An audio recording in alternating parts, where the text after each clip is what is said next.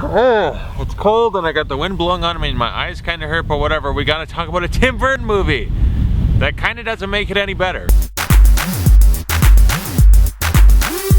Miss Peregrine's School for...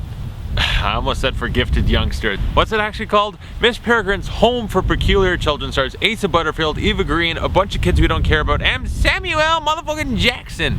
Yeah, and it's the story of Asa Butterfield's character who reminded me of a little bit of myself. He's like this disillusioned kid who like doesn't care about society, no friends, very pessimistic about the world. I'm like, I can relate to you a little bit, man. And his grandpa used to tell him all these stories about how he lived at this home for these special kids that had abilities and a place where you could belong. And through some circumstance, his grandpa dies and he ends up going off to look for this place and finds it. And yeah, it's basically like an X-Men school or whatever. Eva Green, she's the teacher, the head leader of it all.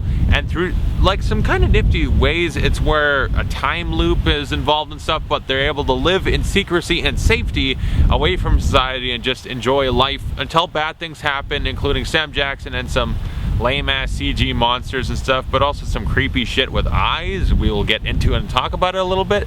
But yeah, it's a new Tim Burton movie, and Tim Burton movie, like, okay, I'm not really excited because it's Tim Burton, and it's not like I'm intentionally like, oh, it's gonna suck because it's Tim Burton. I don't go in necessarily wanting to hate it. I want it to be good, but I just don't like Tim Burton as a director. 90% of the time, I think his movies aren't very good. He's got some good ones I like, but overall, I don't like him. I think he's more style than substance most of the time.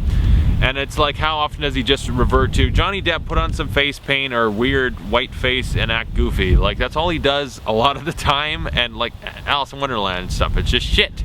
But I went in like, please be good or okay or whatever, don't be terrible, because like I want to like it. But yeah, the actual movie we get, let's talk about Tim Burton first, because he's the big elephant in the room. Okay, no one's in this movie in white face acting just strange because they can, although we almost get that because we got Sam Jackson, we'll talk about him, but no one's doing a stupid Johnny Depp-like performance. It's not overly hammy. Tim Burton brings a certain style, but it's not his style I immediately think of, where it's all these, like, I think of Dark Shadows and Johnny Depp's hair, all these like hard edges and black, this sort of gothic aesthetic. He didn't really bring that to this, but he had a different style which I felt fit. It almost a little Harry Potter-ish, maybe. Harry Potter by the way of X-Men or something would be a way to describe it. It was stylish in a way that didn't scream Tim Burton in an annoying way, which sometimes also annoys me as he brings so much style and it's, here's Tim Burton shit, but it just doesn't add anything besides just, okay, visually let's just shove it in your face and you better like it. But sometimes it's annoying. In this, it was stylish in a good way, which I appreciated, and the performances, a lot of them are good. Asa Butterfield's a good actor, and he's good in this, even though his character, he starts out, I'm like, I can relate to this guy, but then he just kind of becomes a little bit dull. And then Eva Green, I like her, and she's a little bit hammy and stuff in a good way that's enjoyable. And Sam Jackson, he just kind of, half the time he seemed to be phoning it in, the other half he was hammy, over the top. Sam Jackson, just over the top, hammy, like, motherfucker. As far as everyone else goes for acting, it's like, they're all fine, I guess, like all the kids.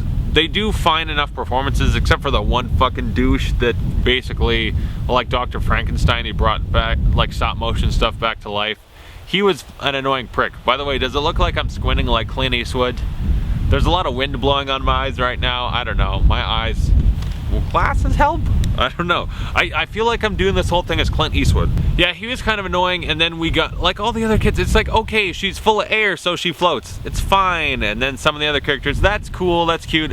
But it's like, okay, they have a peculiarity, which is what makes them special. But aside from that, none of them are really ever fleshed out or made interesting in the slightest. So, in fact, I think it's cool. This kid has a mouth on the back of her head. That's cool. I don't give a shit about her because they did nothing to make her interesting. It's a cute little kid. That's about it. I don't care about these kids. I really don't. So it's like, if Sam Jackson wants to do his fucked up shit, let him, because basically his evil plot, I mean, there's these shitty CG monsters, and it's almost a little disappointing because there, like I said, there's this part with stop motion, Tim Burton stop motion type stuff. I'm like, okay, I appreciated that part. I'm like, I kind of wish that these monster things that get brought in, wouldn't it have kind of been nice if they did some more Tim Burton stop motion? Granted, today's audience would have been like, what the hell is this? It looks weird. But like Tim Burton, he does weird, unusual stuff, so it would have fit with him, and it would have probably looked better than the shitty CGI they used. So I think it would have been appropriate because it didn't look good, the monsters. But there's a thing about like eating eyes, and there's a scene where it's just like, holy, like a plate full of eyes, and I was actually rightfully disturbed. I actually watched it like, that's actually pretty fucked up. That's getting a reaction out of me, which is more than most of the movie does. It's like, I like the setup. I was very intrigued when they're setting this up, this home, and he has to get there, and all this build up was kind of interesting.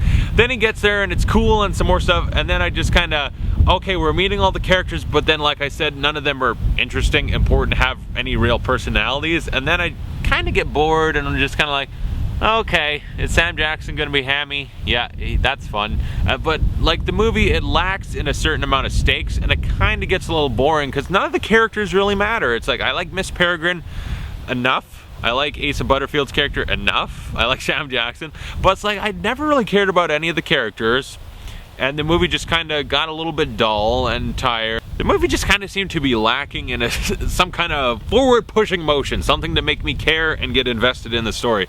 It just kind of, eventually it just kind of got boring, I'll be honest, a little bit. It's like I cared, but the characters are all dull and nothing to them, and that really is important. You can have an interesting story and setup, which I thought was all cool, and characters have cool peculiarities or powers, whatever you want to call them.